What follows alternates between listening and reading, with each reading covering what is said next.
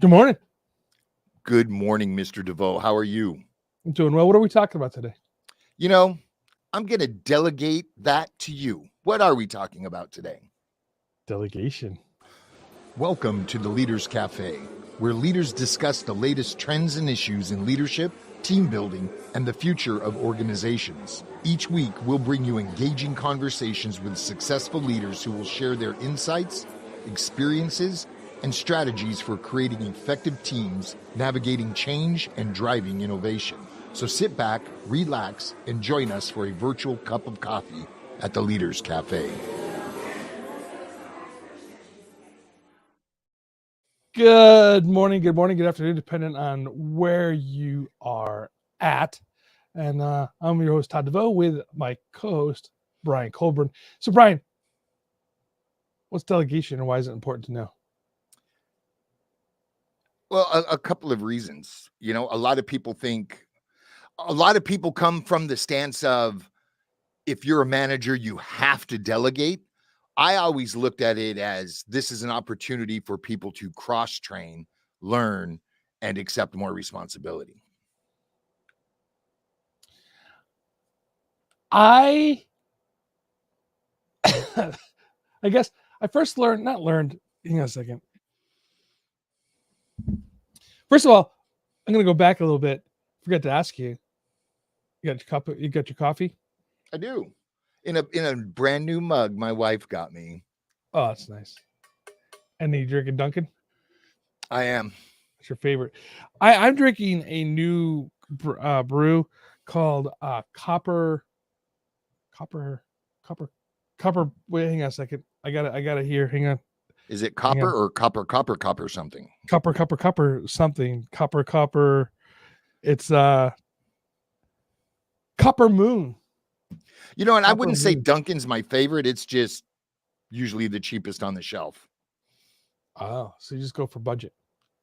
It's not that. Coffee's coffee. It's just something I need in the morning. I'm not like, the cinnamon notes. This is flavorful right here. But anyway, speaking of this, so when you do your coffee, do you make your own coffee or do you delegate it? Sometimes I make it myself. This morning, it was on the shelf, hot, ready for me when I woke up. So that's always appreciated. This is always appreciated.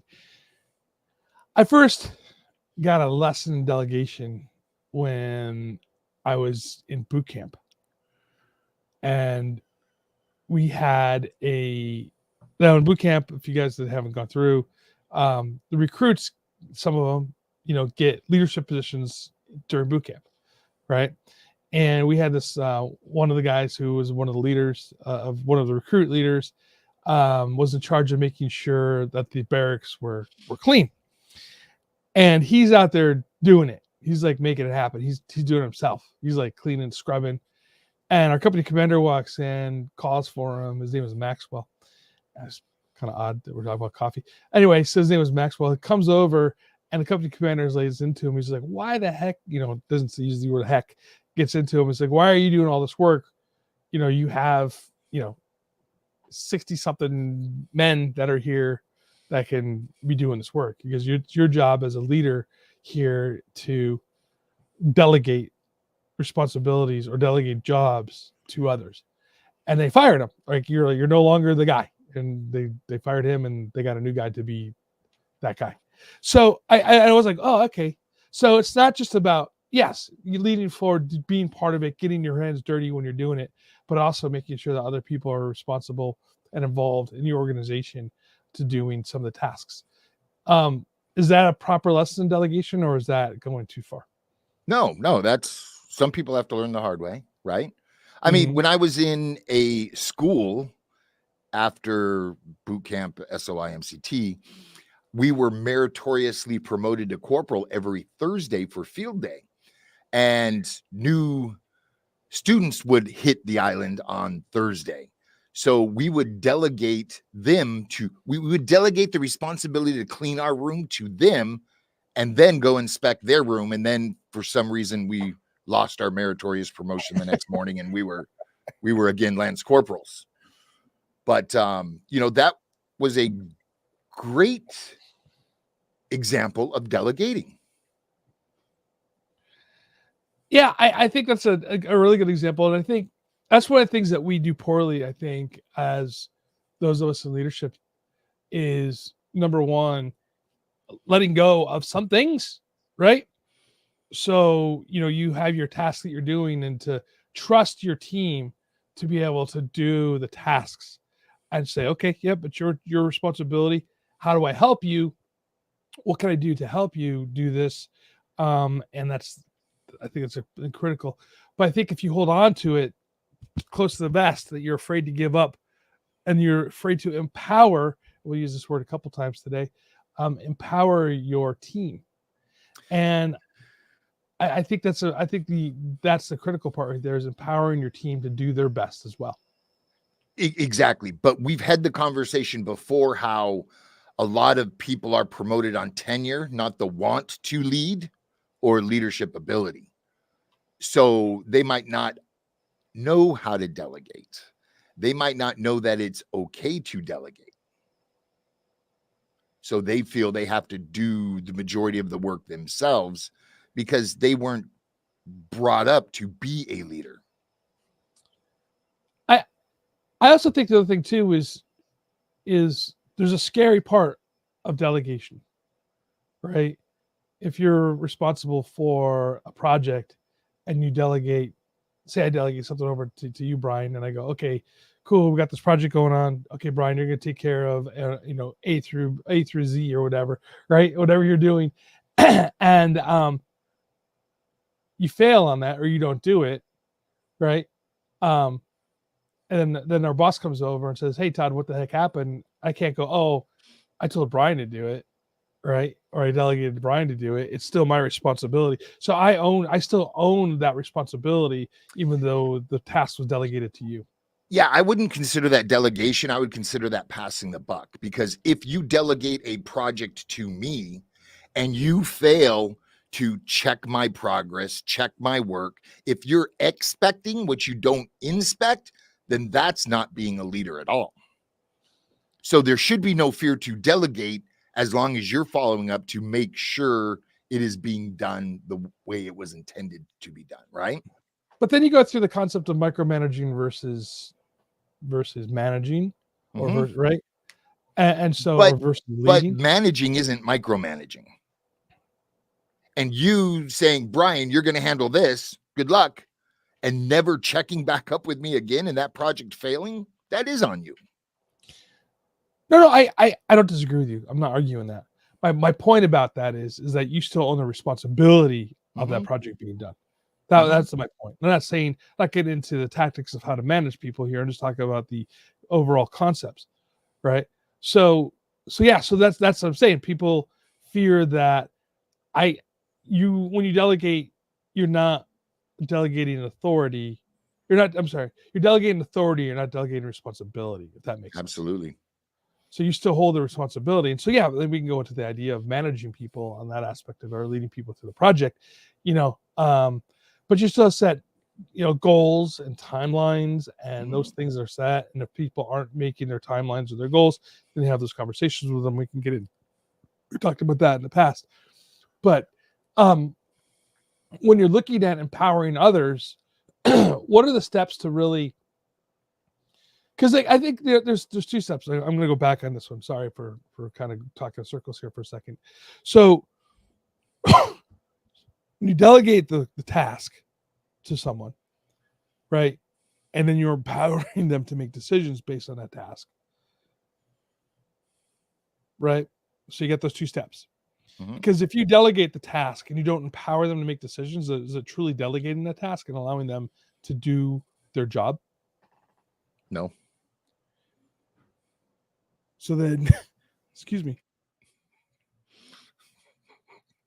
And every morning I God, how many packs are you smoking today now?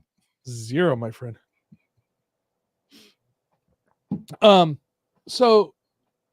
Okay, so where are we? So delegating task, delegating empowerment. How do you help other leaders, right? How do you coach other leaders to allow for that empowerment to occur and allow for them to not be freaked out about letting go. Outside of a training environment, and if it's real world project that needs to be accomplished, it's having sidebars with them.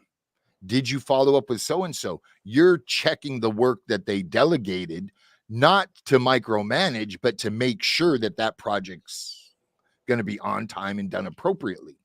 I think that, in the medical world, Todd, how many times have you heard watch one, do one, teach one? Right, all the time. When I managed teams, I would take that individual that's new to the organization and standing a position with the least amount of responsibility, and I would go sit their post and allow them to go to the next logical post and cross train. And that individual that's training them went through the same phase. So I'm entrusting them to take their job serious enough to train somebody who can be promoted into that position, and so on and so forth. And it wasn't a waste of my time because I had reports to review, reports to write. I had things I needed to do, and I could stand that post with very little responsibility and get my work done. Why number 3 was training number 2. So that whole delegation from the fault not only tells the individual, oh, one day I'm going to have to teach somebody how to do this, but it's also one day I'm going to learn to do what's next. So what's the difference between, I guess I'm going to ask this in 2 ways. There's similarities and differences, but what are things that are similar with empowerment and delegation, and what are the differences between empowerment and delegation? Well, empowering them, you're giving authority to do. Delegating, you're saying this needs to get done. So is empowerment authority and delegation is task? What? Is empowerment authority to make decisions, and delegation is the task that needs to be completed? Well, I mean, you're delegating the authority as well. So they're kind of hand in hand. One, I don't think one can go without the other. If you give somebody authority, but nothing to do with it, they're just going to walk around and be the bully. If you give somebody a task and no power to get it done, then you're just playing monkey drills. Monkey drill. Yeah, true. I know. I don't disagree with you. I was just looking to see, to tell the people out here, what you feel the differences are as a leadership coach when you're helping people become leaders. How do you walk through that concept of empowerment versus delegation with somebody who's trying to learn from you? You know what? Some of the harder lessons learned that I've learned the hard way is to trust staff, to take tasks off my plate that are generating revenue and giving them to, but that's part of growth. And if I tried to hold on to everything, I'd be working 80, 90-hour weeks. I'd be making more money because I have less to pay out. However, I'd be sleeping and never have time to spend it, right? Right. So, I don't know if we've discussed this on this show. I know we talked about Daniel Pink, but he did an hour at a seminar I attended on employee autonomy. And this was right after COVID, so it was really applicable. And I was projecting my self-perceived behavior onto my employees. I'm that gray area guy. If I'm working for somebody, how close to these rules can I get to break? What can I get away with? That's just the way my brain is wired. And because I am a quasi-bad employee, I was thinking everybody is. However, that session with Daniel Pink really caused me to pause. And this was on a Friday, and I thought and I pondered and I wrote pros and cons lists. And that Monday I had a staff meeting. I said, look, you guys have 100% autonomy. I don't care when you work, how long you work, as long as the job gets done.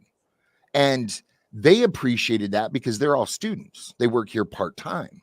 So they can wake up, work for 30 minutes, run to the gym, go to school, come back, work for another hour and a half, have lunch with mom and dad, and there you go. Wow.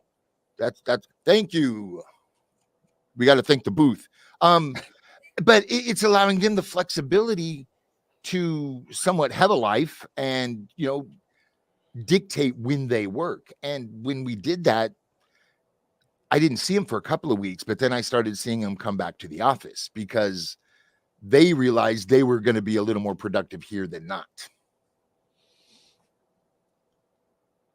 So, Dr. Tony Fogarty, who actually was one of my students at one time. So, I say that because he's gone through and got his doctorate already, and he's an awesome man. I love him to death. This is an importance as well as this is the importance of well-trained, experienced managers, not just people who inherit the grand title. Absolutely, Tony, you're absolutely correct. We used to do this in the service.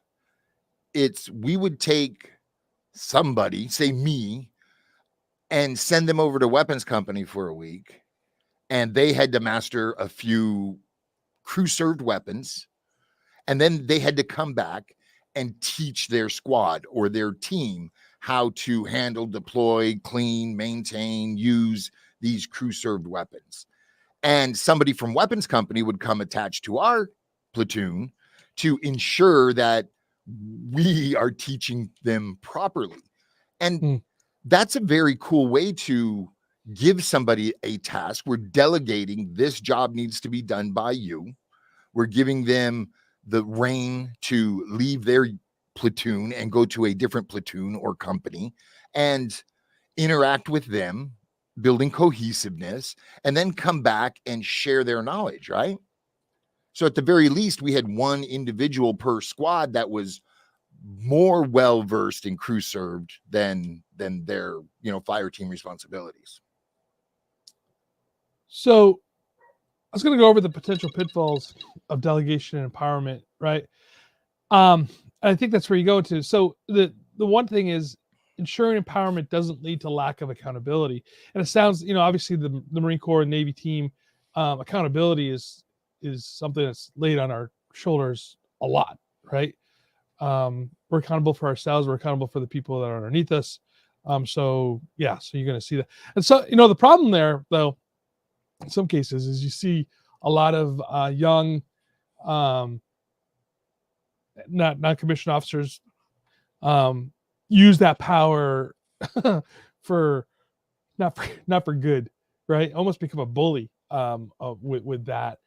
And so I want to ask this question here. It's like, how do you take somebody who is new to management, right? Not necessarily leadership, because I want to clarify that, but we'll call it leadership, but new to that role, and have them understand, hey, yes, you have the delegation of an authority and the empowerment to run your shop, but there's accountabilities associated with that.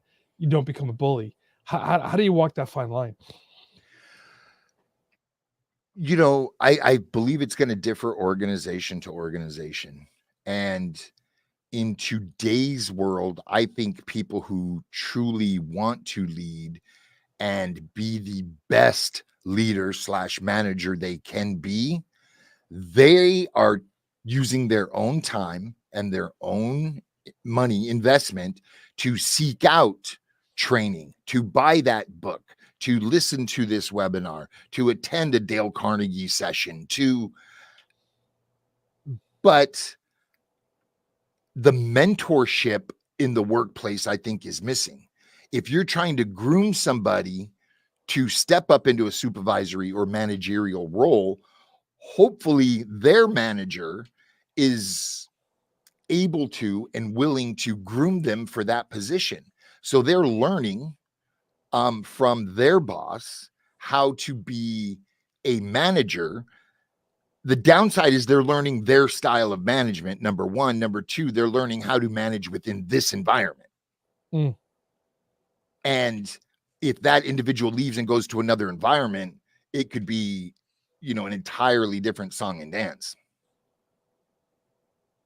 You and I have couple acquaintances that one of the guys was a first sergeant, United States Marine Corps, and there was this young corporal that worked for him that he didn't like for whatever reason, felt that the guy was a bully type thing.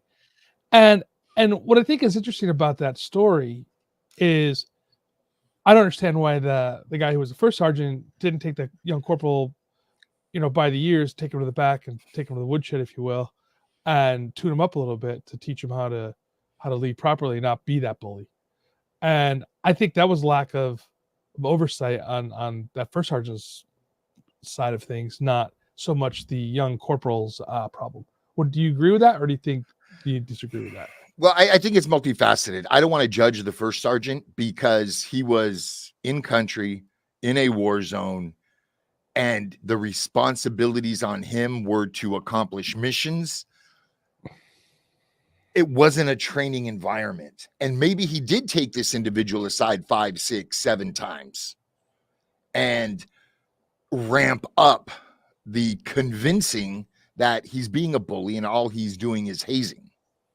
And it's not doing anything for the unit. It's not beneficial at all. Right. And if that individual isn't going to learn, says, screw it. I mean, just think that individual's mind. He's in a war zone. He might be like, I'm going to go have fun because I could die tonight. Screw it. Right. So maybe he wasn't in a place in his life where he wanted to be groomed. And that's lead fair. A horse to water. Right. And that's fair because like the interesting thing is we know Brian and I both know these guys today still. And like the one guy who, was the bully, and I've had conversations with him about that, by the way. And he's like, yeah, because I was I was a young kid in a bad spot. And now he's leading a multi-million-dollar corporation. Right. Right. And the first sergeant's leading a great nonprofit.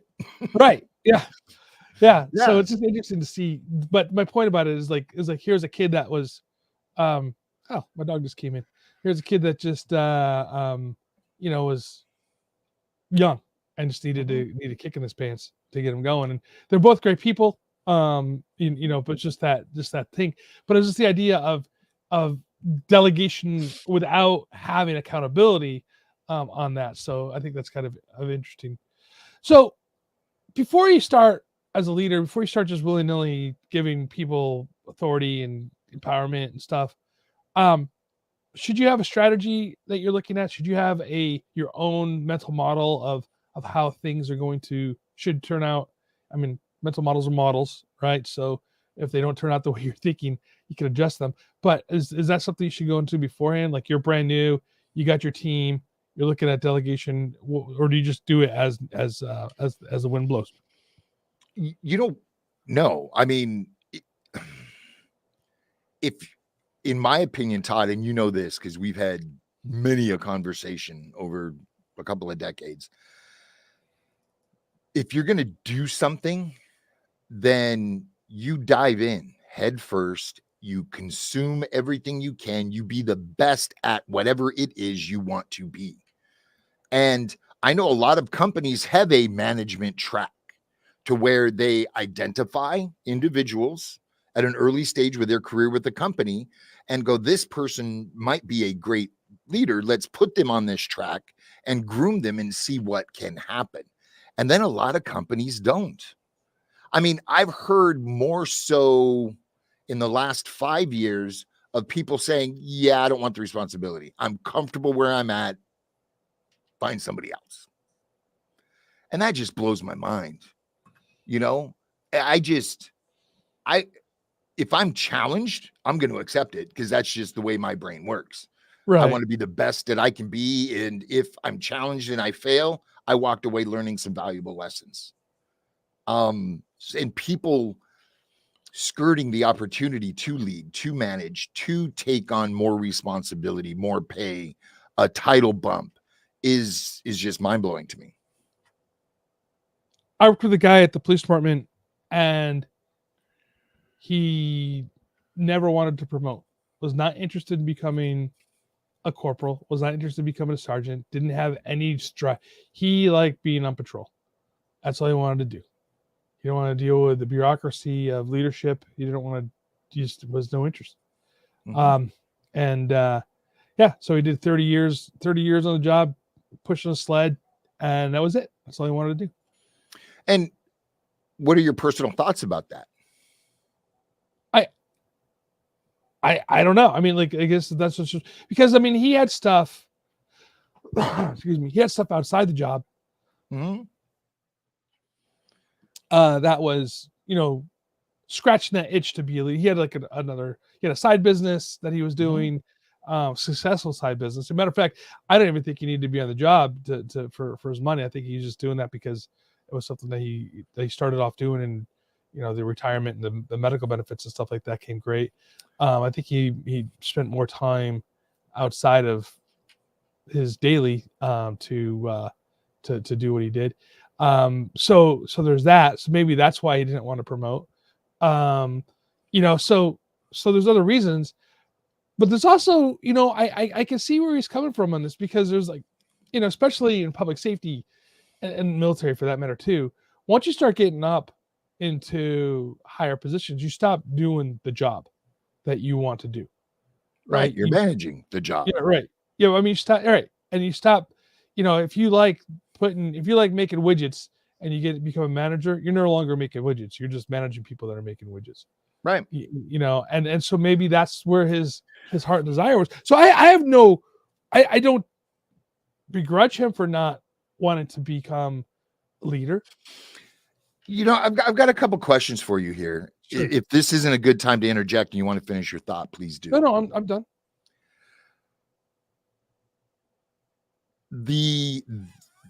That could be and would be by me perceived as lazy, not a lot of self-confidence. And I wonder how his fellow officers thought of him. Could they depend on him? He was a good cop. What's that? He was a good cop. He did good police work. Okay, but I understand that that's your opinion. What did his fellow officers think about him? It's like, if you don't want, I just look at that as if that's all you want in life, that's fine. But I'm not going to be able to depend on you for anything else other than driving this car from here and writing a ticket. And I understand a lot of people don't want to lead police officers, and I understand that that's a very demanding job. But it's like, I'm gonna get it. Now, mind you, let me interrupt her for a second with this particular guy. Mm-hmm. He did special detail stuff. He was a motor officer for a while. He went detectives for a little bit. He just didn't want to he didn't want to be. I think it was an FTO, if I remember correctly. But I don't think he did SWAT for a little bit. You know what I mean? So he did all that kind of cool high speed low drag stuff. I think. But you said he did all of this for a little bit, because he never fully committed to anything. No. Those in this department, they're short term. They're like 3-4 year stats. You don't get to do it full time. Okay. You motor officer, you do it for I think it was like a 4-year, maybe 2-year stint. Detectives was 4 years. It's just I don't know. And maybe that's my mindset. I want to be the best I can be. I want to push as hard as I can. I want what's on that next shelf that I can't see yet. I'm willing to climb up, fall down, climb up again until I can see what it is and achieve it. We had a boot lieutenant that during our PFTs, our physical fitness tests, where they took score and ranked us, if you did not throw up after the 3-mile run, he was on you. It didn't matter that you did it under 20 minutes. It didn't matter that you got 100 points. You can't get any more. You didn't push yourself hard enough. You could have pushed harder. And he was a flipping lunatic. He pushed us physically more than any other lieutenant I had. However, he was a bully about it, And I think that he was leaning on his strength. He was strong, in shape, fit, I wouldn't want to challenge him physically. But that's all he knew. He was that terminal jock. And when it came to making us smarter Marines, he had a hard time with that. But he could make us strong Marines. I had a staff sergeant and a petty officer first class that were both triathletes. Mm-hmm. And we would run Monday, Wednesday, Friday were 3 mile days, 3.5 mile days, whatever the PF, right? And then Tuesday, Thursday, we just run till we died. Right. I mean, and like, as I was like, but probably in the best shape of my freaking life. But yeah, we just run till we died. We'd run the hills, Camp Pendleton. We run the hills, hill runs, up and down, up and down, up and down, up and down. And it was, it was excruciating for sure. Probably part of the reason why I'm fat, because I don't like running anymore because of those guys. Leadership is just such a, it's a large ask and task, and some people are more keen. I think anybody or any corporation that's grooming people should run people through emotional intelligence. Let's find out where you're at. Let's train you. Let's find out if things have improved. Let's train you. Let's find out if things have improved, because which we talked about last week. We did. And being an effective leader, you really need to be in control of yourself. So how do you just determine what tasks to delegate and what tasks to hold on to? I personally evaluate what needs to be done and what the capabilities of the individuals are that they may be delegated to. I don't want to set anybody up for failure, but I don't want to give something extremely simple to a more senior person that's just going to knock it out like that. The quick wins, nobody learns from a quick win. If you've got to put some work, effort, thought into it, then you're going to come out of that a stronger individual, a better leader, a better supervisor. So it's assigning tasks to the appropriate person that is going to be challenged by that task, but will be able to get it done. And then, you get to congratulate them on a job well done, and that's going to bolster their self-worth, right? They're going to feel good about, being given a hard job and being praised for a good job when it was done. Can you give away too much power? You can. Very much. And that is the lazy leader. That's the person who just doesn't want to deal with this problem. Let's shift it to this person, and they're probably not going to follow up, and they're probably not going to, manage the project.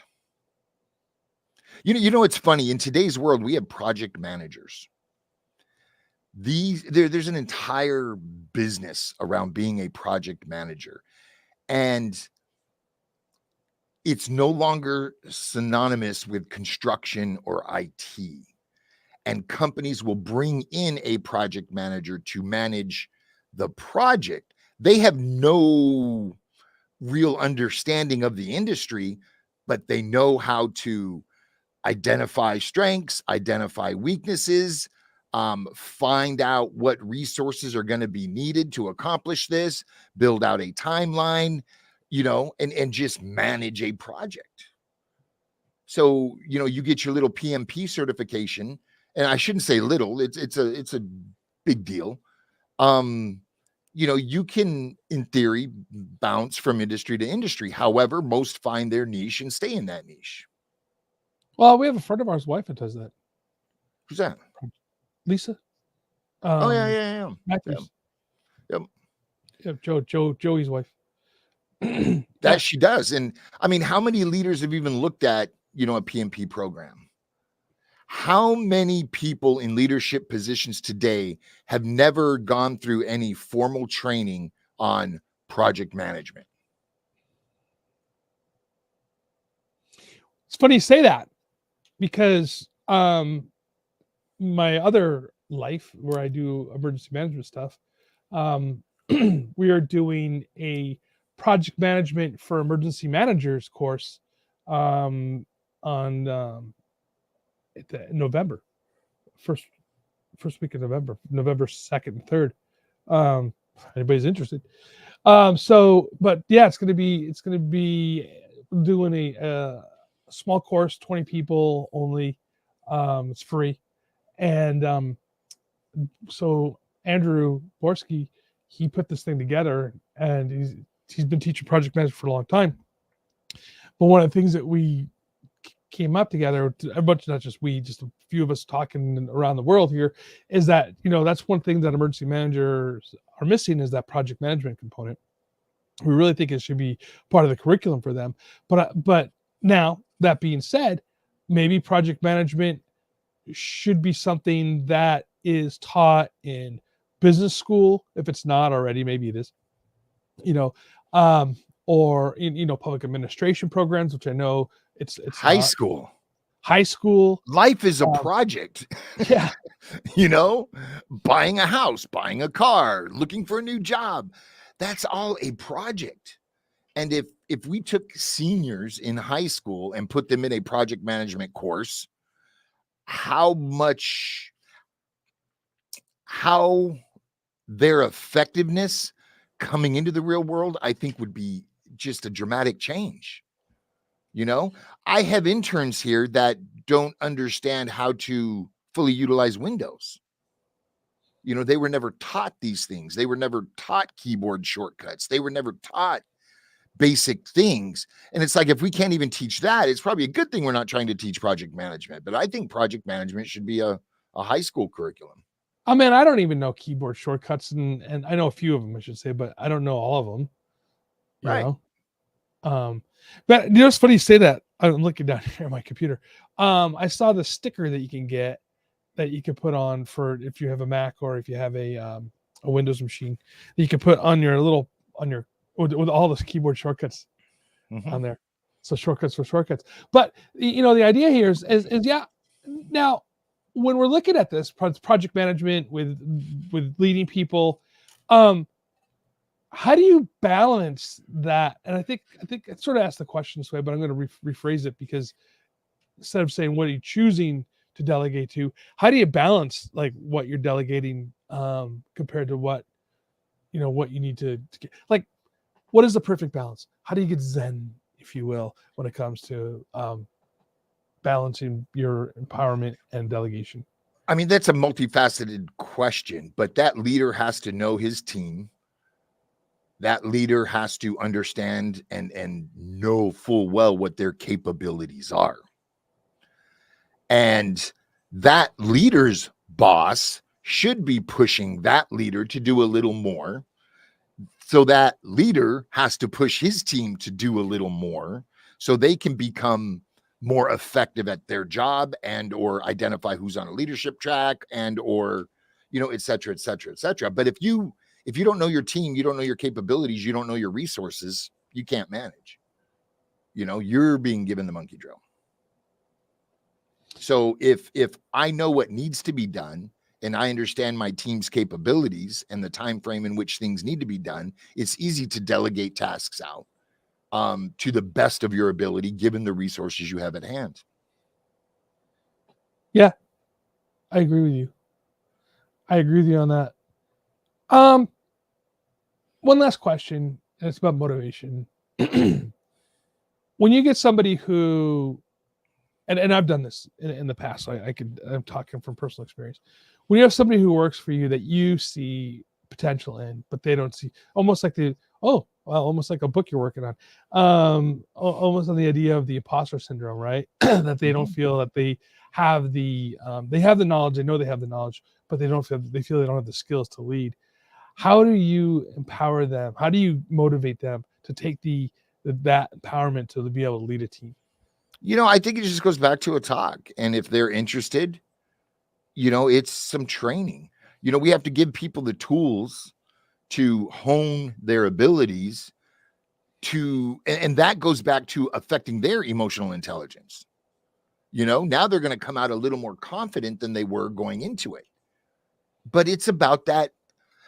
I really wish we would have talked more about mentorship this episode, but it truly does. You know, in my time in the Corps, I don't think that a senior NCO or staff NCO ever attempted to groom me. Hey. And I did my 4 and I booked. And then I talked to people I served with that stayed in longer. They were groomed and they had awesome careers. And I'm like, wow, maybe I should. Maybe you weren't good. Maybe you weren't good looking enough. You know, maybe I was in the bar and not, you know, doing pull-ups on my off time. Right. But having that mentor-mentee relationship and really having those heart-to-heart talks with those in your charge and understanding their desires in life, it's easier to identify who we should invest more time and money in to bring them up through that leadership track. You think you would have stayed in? You know, hindsight, I wish I would have, but you know, it's one of those toss-ups. If I did stay in, I might not be here today. Yeah.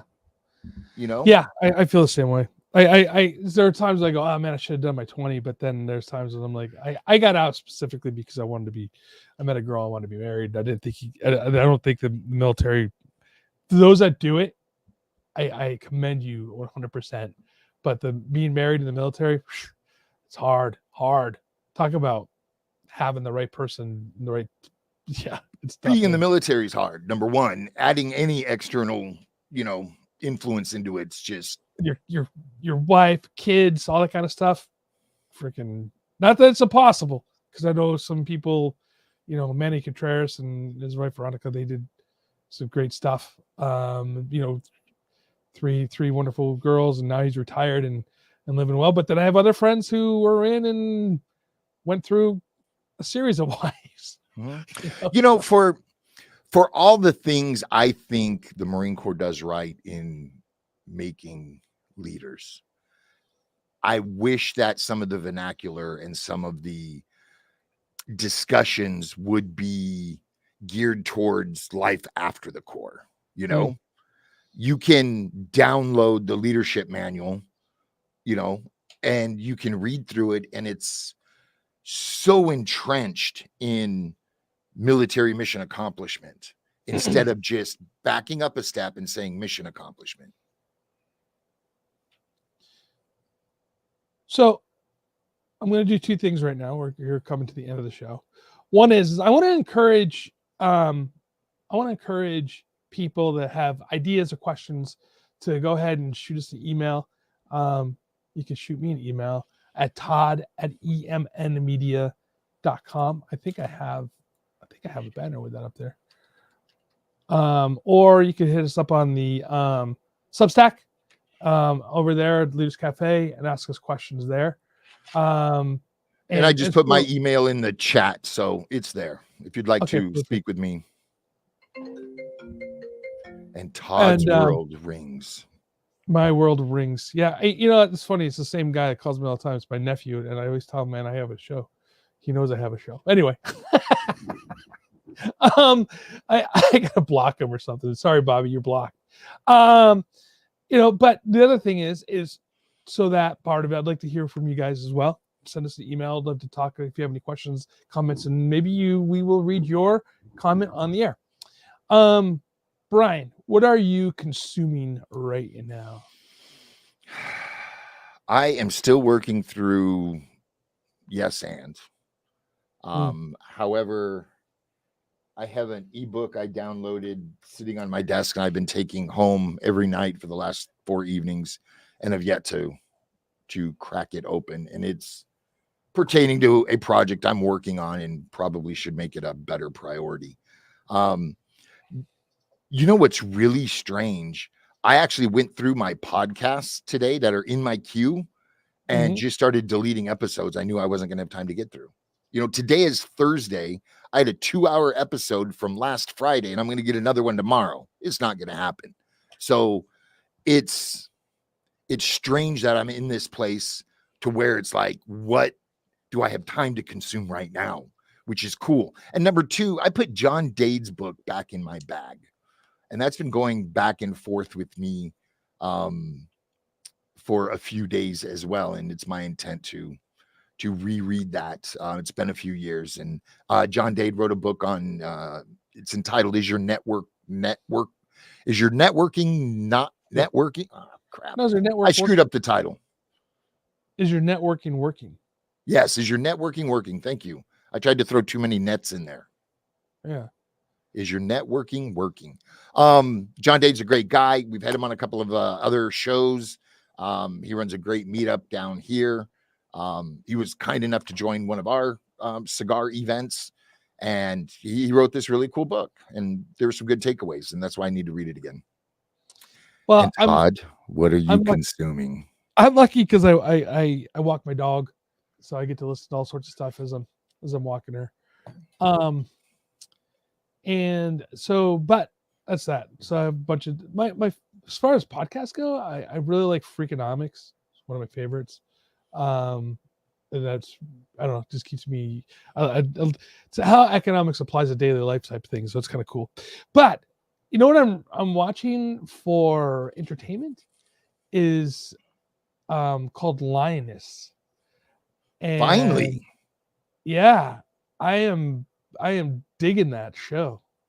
Well, good thing is it's only 8 episodes, and I don't know if a season 2 is going to come out, but it's a good story. Yeah. And I'm going to butcher his name. Now I just lost it. Who's the writer? Shelton. God bless. He is just crushing it right now. So if you guys don't know Shelton's work, you guys know it because it's Yellowstone is his. The Yellowstone spinoffs are his. Sicario is his. Sicario. Yeah. This thing called Lion. He's is it Tim Shelton? I've even blown his name up. Sorry, dude, I'm Mr. trying Shelton. to find it, and I screw it up every time. I guess we're never going to be on any of his programs because he just anyway. He's a great writer. He's a and you will I think you will enjoy Taylor Sheridan. Is that Shelton or Sheridan? Taylor Sheridan. I completely sorry, dude. I feel bad now. So it's Taylor. I knew it was the start of the T. Anyway, regardless of the fact that Brian and I freaking don't remember this dude's name, he's a very talented guy, writes a lot of great stuff, and Linus is what I'm watching, and it's really intense. So if you're not into intense stuff, do not watch this show. So that's it. Yeah, no, it's I'm waiting on releases to pop again, but actors are on strike now. Who knows? Yeah, I think we're doomed to reruns for the rest of our lives. Yeah, well, thank God for Netflix, maybe, or whatever you watch. All right, guys, talk later. You've been listening to Leaders Cafe, where today's brightest minds come together to share their insights and ideas. Leaders Cafe is an EMN media production. We're so grateful to have you join us. Our podcast is hosted by Todd DeVoe and Brian Colburn. Their insightful conversations and probing questions make every episode a journey worth embarking upon. Special thanks goes to our sound engineers, researchers, marketing team, and everyone who plays a role bringing Leaders Cafe to life. And don't forget to subscribe, rate, and review us wherever you get your podcast. And if you enjoyed today's episodes, share it with a friend. Word of mouth is the best way to help us grow. For more content, updates, and resources, visit our website and follow us on social media. Links are available in the episode description. For all of us here today at Leaders Cafe and EMN Media Production, thank you for tuning in. Keep leading, keep learning, and we'll see you at the next episode.